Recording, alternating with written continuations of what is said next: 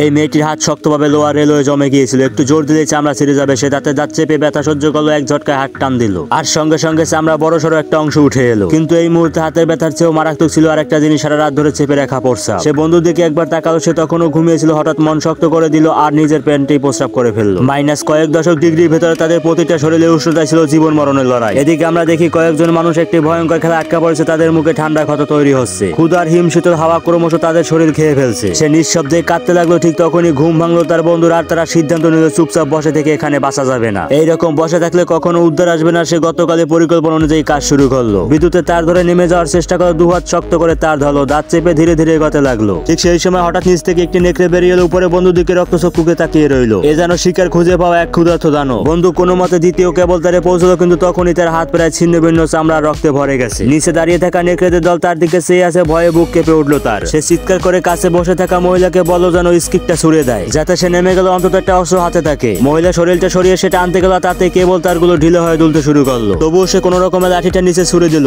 ছেলেটি আর দেরি না করে দাঁতে দাঁত চেপে পরের গন্তব্য দিকে এগোতে শুরু করলো। তো প্লিজ বন্ধুরা, ভিডিওটা একটি লাইক দিয়ে চ্যানেলটি সাবস্ক্রাইব করে দিন এবং এই ভিডিওর পরের অংশ দেখতে অবশ্যই কমেন্ট বক্সে পার্ট 2 লিখে দিন।